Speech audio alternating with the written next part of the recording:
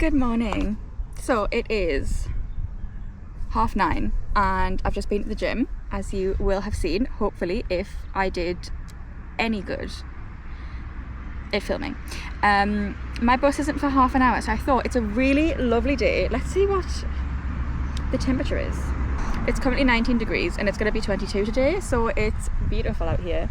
And so I thought I would sit down and start the vlog properly. We're doing a spend the weekend with me, and we're also going to be reading, if I enjoy the first book anyway, the Edge of Darkness Trilogy by Leigh Rivers. So I do have the physical book, not on me at the minute though, because I didn't realise I'd be waiting half an hour for a bus. So I'm going to download it on the Kindle app on my phone. So yeah, I've got about just under half an hour until my bus is due. So I thought, let's sit and enjoy the sun. My voice is going for some reason. And let's start the first book of the weekend. Let's start Insatiable by Leigh Rivers and see if I like it. And if I do, that's going to be the series we read this weekend. So I've got a long weekend. I've took Monday off. So I've got 4 days to just have a lovely time. It's Father's Day tomorrow. Yeah, let's just hang out in the sun. Oh, it's beautiful. I don't have a garden. I don't get to do this.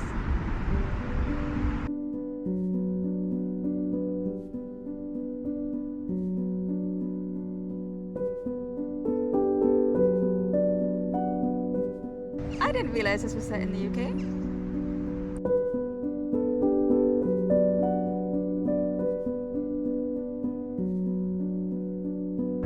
The mention of his dad, who I know has a prequel book I'm very excited about. I love how he's completely freaking out because she's walking towards him.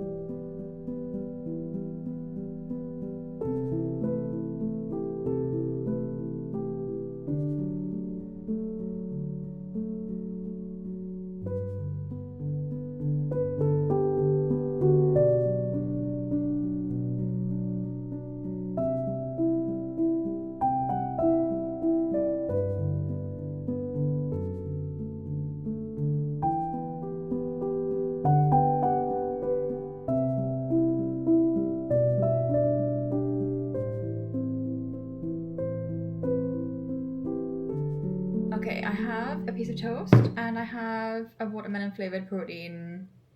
I don't think it's a shake. I mean, you shake it, but it's not like a milkshake variety. I don't know. It's the My Protein watermelon one. I don't know specifically what kind of protein it is. I am filming on my new DJI Pocket phone. Okay, so it is going to follow me around and I'm so excited about that fact. Anyway, I'm going to drink my protein shake. I'm going to eat my toast because it's 11 a.m. and I have a lot of editing I need to do today. I am going out later because it is my cousin's son's first birthday party today. So the family's going to that, which I won't vlog, obviously. And then afterwards, I'm going to my mum's for tea. We're going to get takeaway and chill. So, and I don't know if my brother's coming to that or not. He might be. So I'm going to get some editing done and then we'll see where we go from there. But I have I'm 15 minutes into 2 hours and 35 minutes of footage. And that's after I have taken it down from 10 hours. Because I decided to do 4 books in one reading vlog. So, whoops.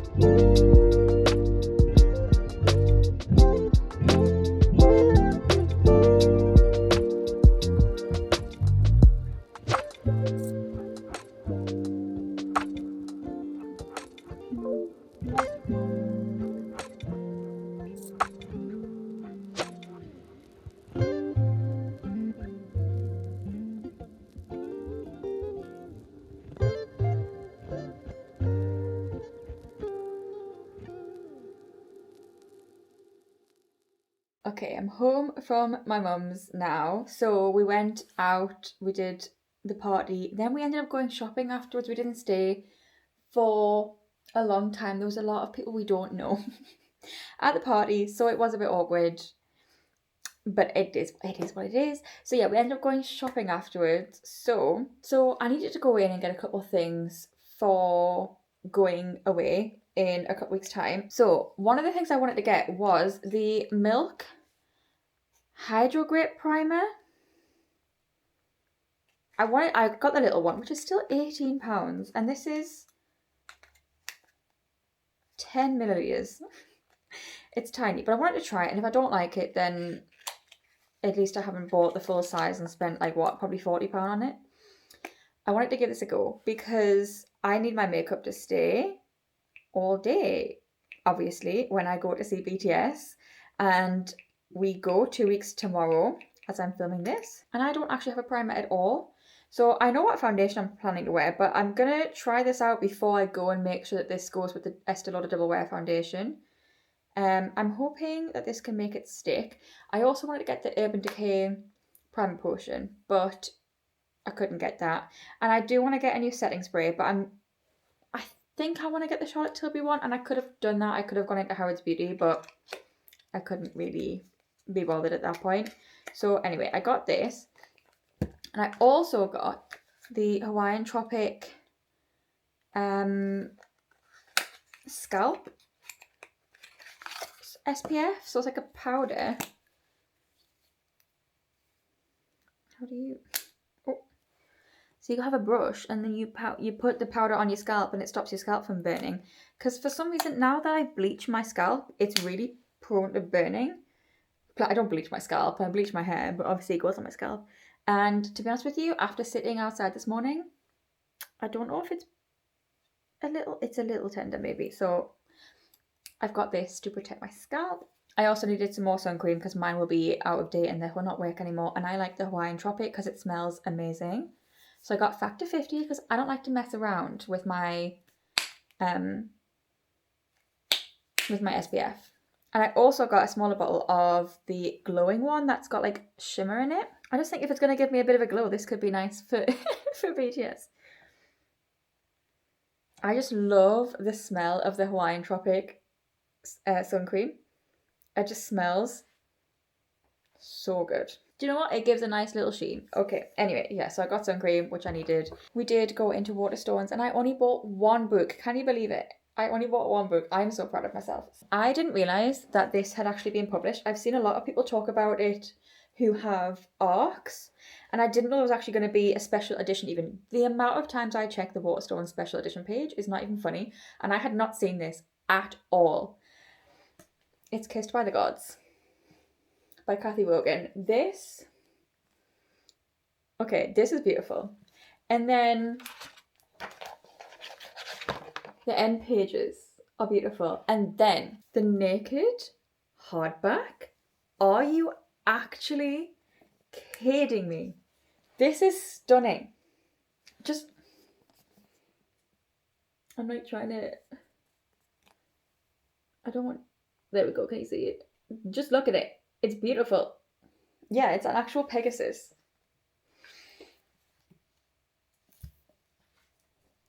And then, oh my god. It's got different end papers.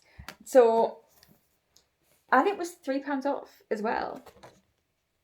So I can't complain. And I got my discount because the manager was in. And it's my local Waterstones that I go to their like book club. They do a romance book club. And we get like 20% off. So I got this for I think £17 or something along those lines. Oh my god. On the back it says she's not a victim, she's a weapon. He's not the hero, he's the villain. I haven't actually read the synopsis for this. I've literally just heard people have really enjoyed it. So let's read the synopsis together. They came to take her brother, instead they met his scythe. Every year the kingdoms demand boys for the mines. When Lena? Leina, I'm going to say Lena. When Lena slaughters the soldiers who come for her brother, she expects death. Instead, she's claimed by a goddess and thrown into a world of winged horses, warring gods, cursed monsters, and Riot, the God-sworn warrior ordered to keep her in line. Bound by duty, shaped by discipline, Riot is everything she's not. But he sees the fire in her, the power, the danger. Lena never asked to be chosen, and she's certainly not interested in saving the kingdom that enslaved her people. But Destiny has other plans, and the gods should fear what they've awakened. That sounds amazing. So I'm really happy that I got this. So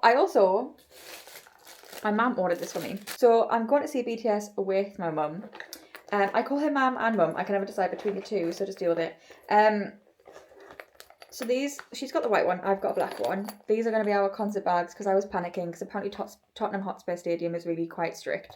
And I've never gone to a stadium concert before, so I didn't want to stress out. So I just got this. It was like the go-to clear concert bag on Amazon, to be honest.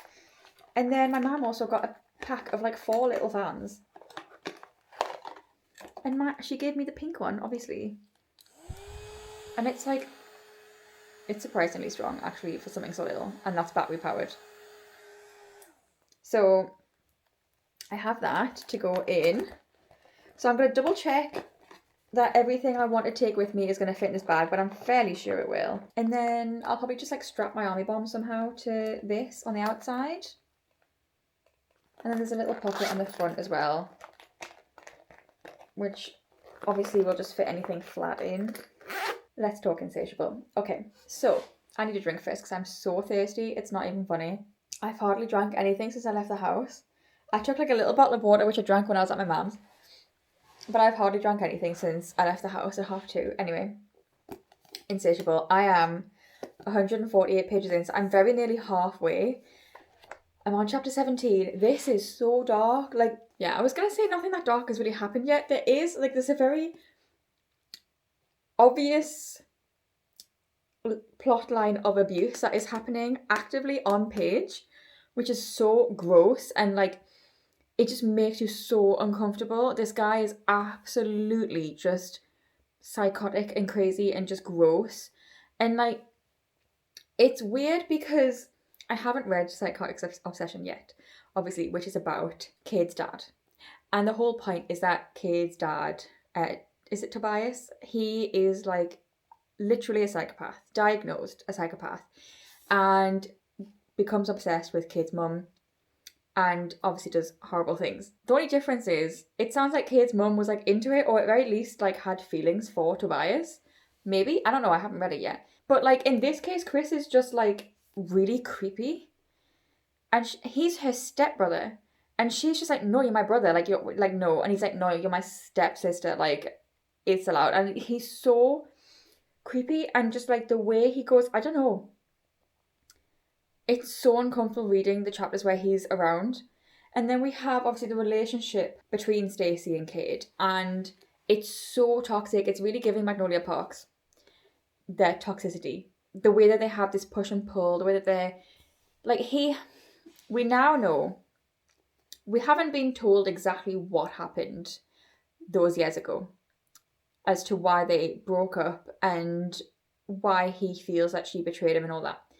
We don't know, we haven't been talked through the exact situation. All we know is he received a video and she allowed him to think what happened is what happened. And I feel so unbelievably awful for her because literally no one in her life has believed her whenever she's told them about abuse or anything like that. And so she like essentially lost the love of her life because of that. And it seemed like they have it sounds, from the flashbacks we've got, like he kind of bullied her a little bit, but she kind of gave it back. And it sounds like from the little snippets we've got of them being together, they had like a really beautiful relationship, and that their relationship wasn't dark. It's just their lives are very dark. And now, again, their relationship isn't dark. It's just their lives are really dark, and things that are happening to them from other people are really dark, and their life circumstances. I've accidentally enabled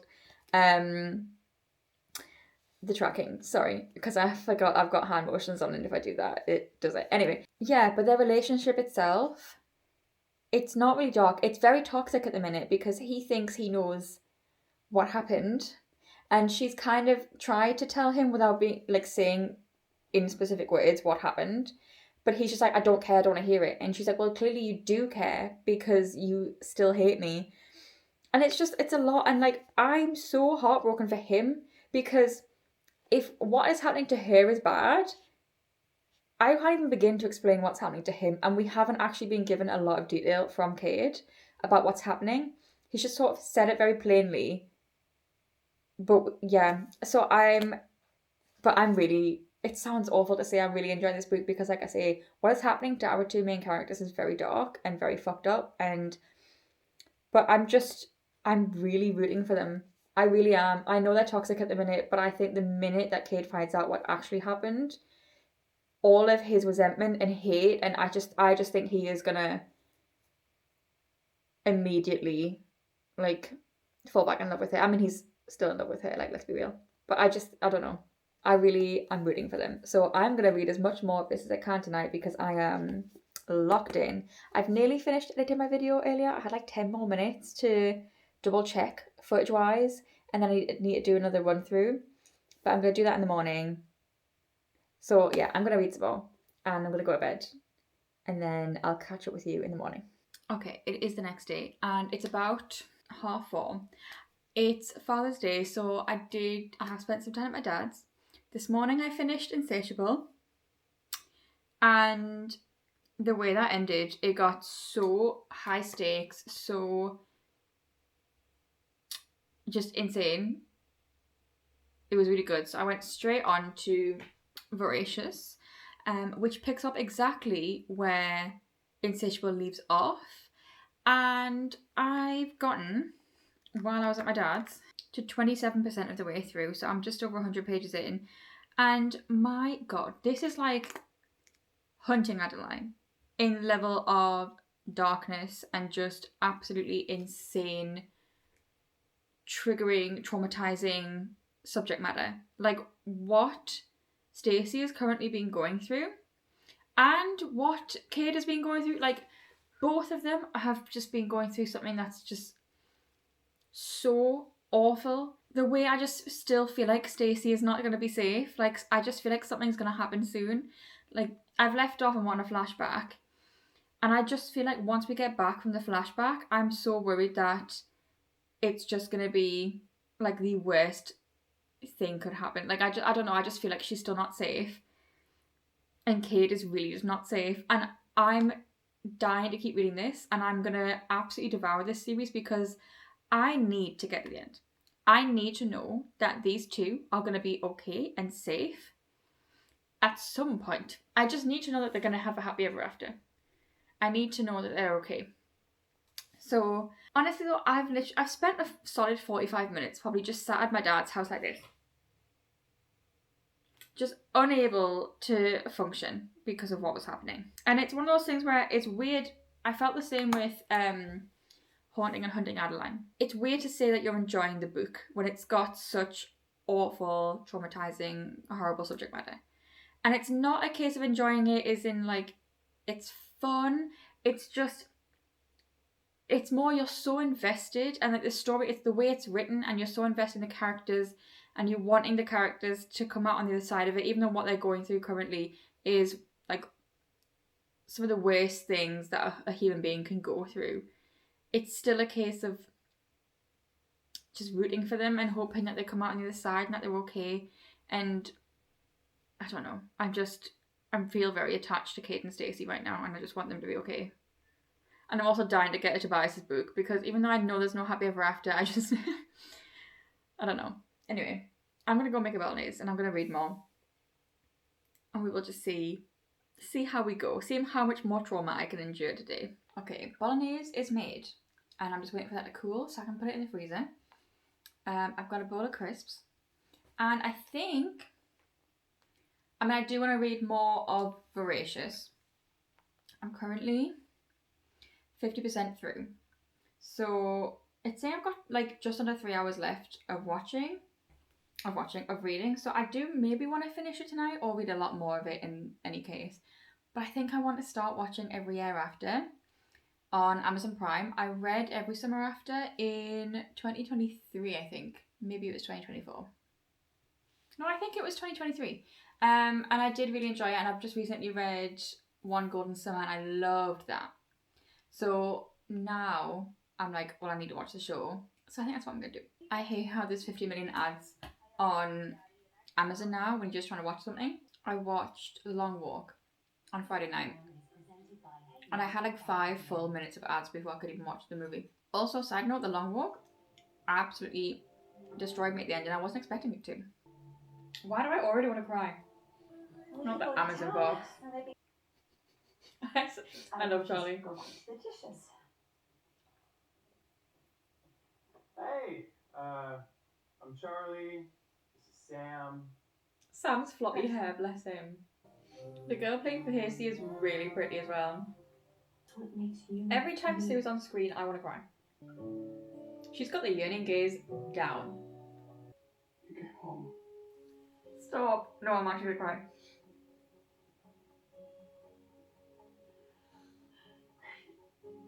Oh, I can't. It's okay, Percy. It's okay. Oh God, I should be comforting you. Yeah, you are. I'm being here. Why is that making me so emotional?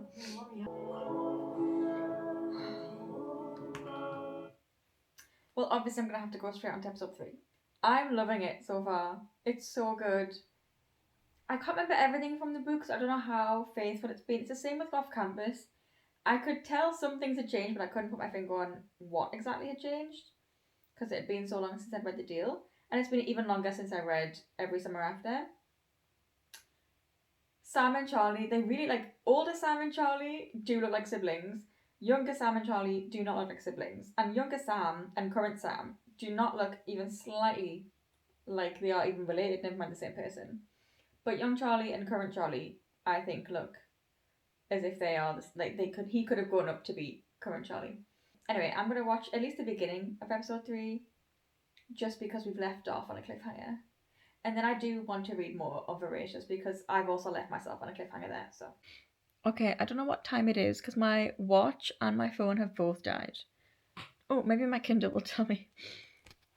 It's 1:30 in the morning, and I have in fact just binged all of Every Year After in one go.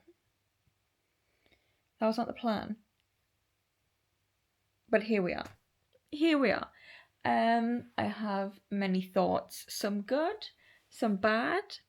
I need to go charge my phone so I can find out what other people think. I need to see what people think about this because they very much changed the ending, and I don't know how I feel about it at all. It was bittersweet. I don't know. I'm funny about I like my books to stay as they are. Like I like adaptations to stay faithful, and because it hasn't, I don't know.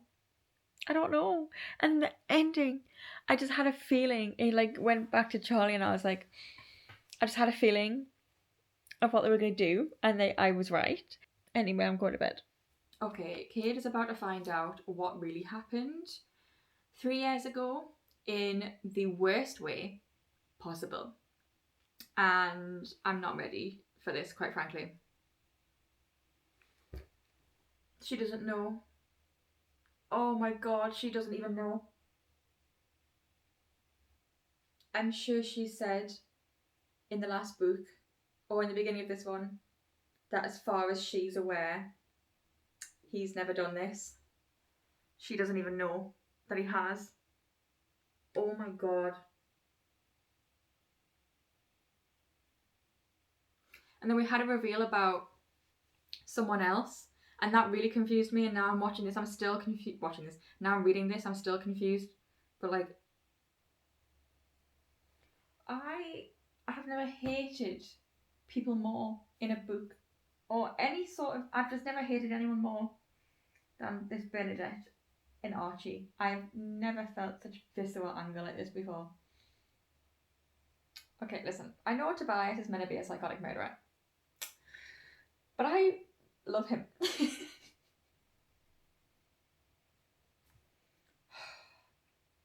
This is just getting worse and worse.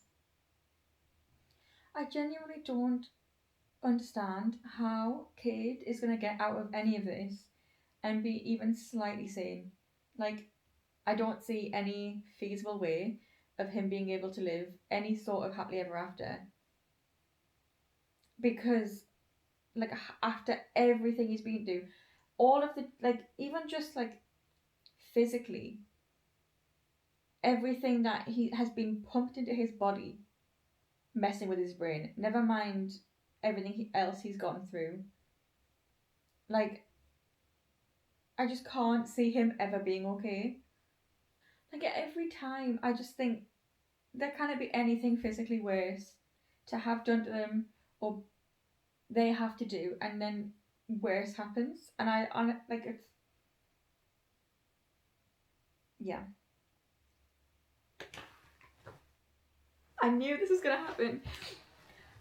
Tobias is too like they have a routine, and I was like, he's gonna freak the fuck out if she does not turn up. He's gonna freak out.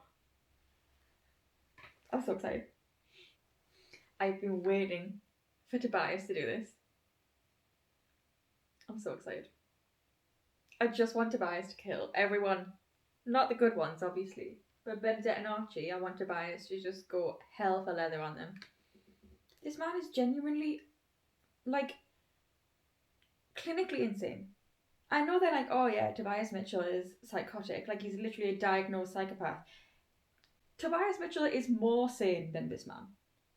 Like, leagues more sane than this man. Like, he is the craziest man, I think, to ever exist. Chris. Like, what the actual fuck? That's really pissed me off. That's really. No. I know this is a different writer, a different series, but I would really love Zaid Meadows to turn up right now and save the day because I think the only character of any book series I've read that I currently would trust to be able to just waltz in and save the day is Zaid Meadows. Like, I miss him right now. I need him to save my guys. Okay? Please, please, please be who I think it is. Please be who I think it is. Oh, it's not who I thought it was. That's where you're ending it. That's where you're ending it. That thank God the next one is also on Kindle Unlimited. I actually don't even know. I'm gonna go straight on to the next book. Straight onto it. I think it was who I thought it was. Oh, it is.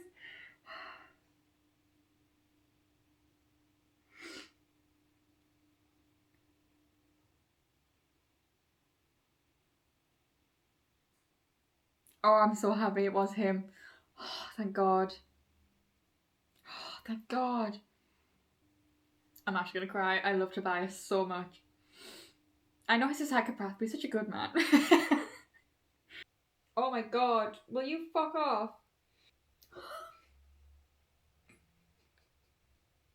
Okay, that, yeah, sure. Okay, I'm doing a little bit of work on my reading journal. So I've printed out a bunch of book covers that I need to actually stick into here. So I thought we could do that together.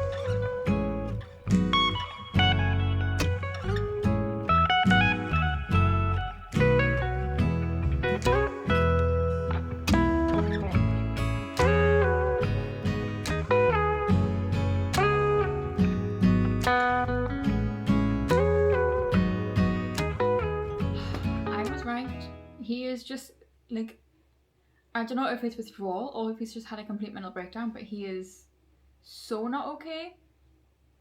Like, he just, I'm struggling to feel. I'm like, okay, 39% in, and I am struggling to feel like Cade will ever be okay again. Like, I do not see him ever being okay again. And also Tobias, I cannot cope with Tobias. I actually love that man. Like, yeah, I am a Tobias Mitchell girl. I literally can't with this ending. There's 3 epilogues and the first one is 5 years later. That was so good. That ended a lot better than I thought it was going to for a while there. For a little while there, it was risky. I am going to start Psychotic Obsession today as well, because I need Tobias and Arya's story, even though I know it doesn't end well, really. Okay, I'm 36% into Psychotic Obsession, and okay, it's very reminiscent of Cade, but on a much bigger level. Like, you can tell Tobias is definitely worse than Cade. Cade was kind of like feeling obsessive thoughts and freaking out that he was like his dad, but really he was just a teenager falling in love and isn't someone who feels feelings for people. So he was freaked out by the fact that he was feeling feelings, whereas Tobias, again, doesn't feel things for people. But he's not freaking out about the fact he's feeling, he's just fully spiraling and going, like, he's known her for a few weeks and he's already like, I'll kidnap her. Okay, so we do kind of know the backstory from the Edge of Darkness trilogy. Like, we get a lot of information about Tobias and Arya retrospectively. But it felt like it must have like gone on for a long time. And I'm like, did it? Because like I said, they've known each other for a few weeks and he's already like planning to kidnap her. And like trying to work out what size cage he should get. And I'm like, okay, I mean, there's a lot of traits that we saw in young Cade in Insatiable, which, like, more just how awkward they kind of are and nervous they are. Cade was definitely more awkward and nervous with Stacey as a teenager compared to Tobias now. But the level of like how quick Tobias has gone completely batshit, it's been 0 to 100, honestly. Like, he's very suddenly gone very crazy, and you feel like you're reading a crazy person's point of view.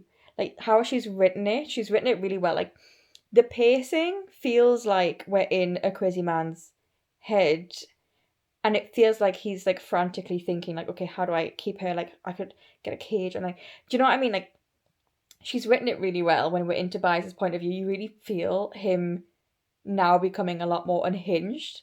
But the fact that I'm only 36% of the way through is making me scared, because I don't know how long the timeline is. Like, do we get any of present time stuff from the Edge of Darkness trilogy? Because I kind of want to see what their dynamic is with Yoon in the picture as like adults with kids.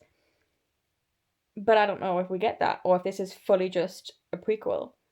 So we'll see. I'm intrigued, but he is scaring me a little. I much prefer Tobias in the original trilogy compared to currently, because he really just feels unhinged. Wow, okay, this is the first time me using this in low light, and this has done so well. It's still really good quality, what the fuck? Okay, I'm now 57% of the way in, and he is so batshit.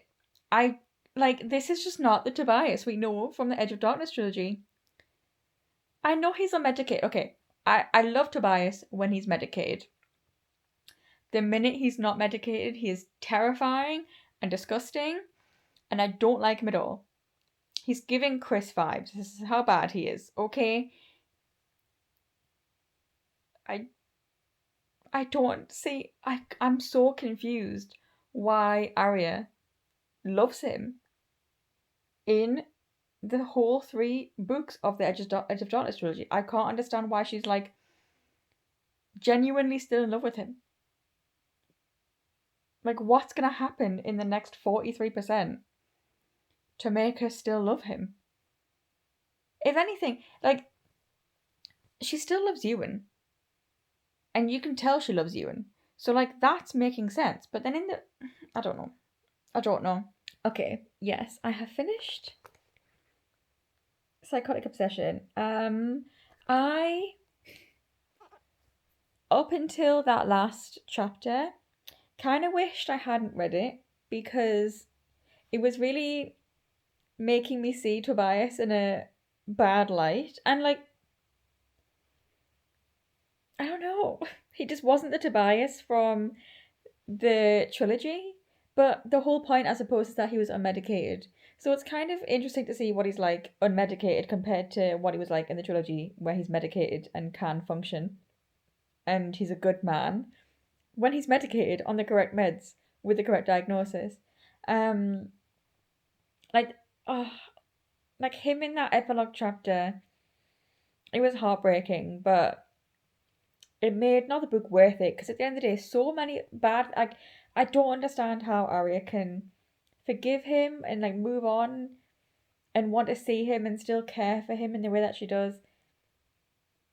But that's her. That's her decision. That's how she feels. Yeah, it did make me think more negatively about Tobias, I think, this book. So I don't know. I don't know how I feel about this one. I think the overall series is a 4 stars. I'm probably gonna rate book 1, 2, and 3 4 stars. I don't know what to rate this one because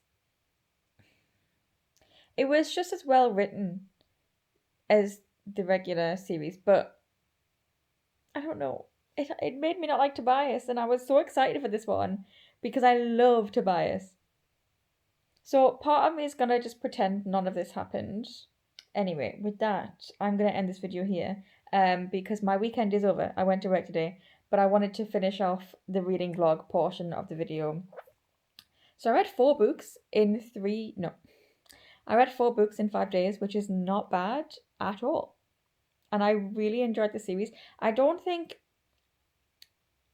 I enjoyed it as much as I thought I would. I genuinely thought it was going to be like a god tier, but I think there was something lacking in the internal monologues and the characters that to make me like I cried multiple times and I love the characters and the whole time I was rooting for Cade and Stacey, but something was missing to make me care for them so much that it became a 5 stars. And I think so many bad and awful things happened, and a lot of stuff was kind of glazed over. Things were mentioned, but I think, I don't know. I think because some of the really traumatic stuff was just mentioned and kind of glazed over. I mean, it was awful, and I'm in a way I'm glad that it was glazed over because it would have been very difficult to read. In the same way, like Hunting Adeline was really, really difficult to read. But it kind of took the emotional punch out of it, I guess. But I still really enjoyed the series, and I highly recommend it if you are someone who can handle very, very, very dark subject matter. Definitely check up your trigger warnings because, like, God, the stuff that happens to these people is just unimaginable. So, um, yeah, I did really enjoy the series though. So I'm gonna go. I hope you enjoyed. If you did, give the video a thumbs up, subscribe down below if you haven't already, and I will see you in the next video. Bye.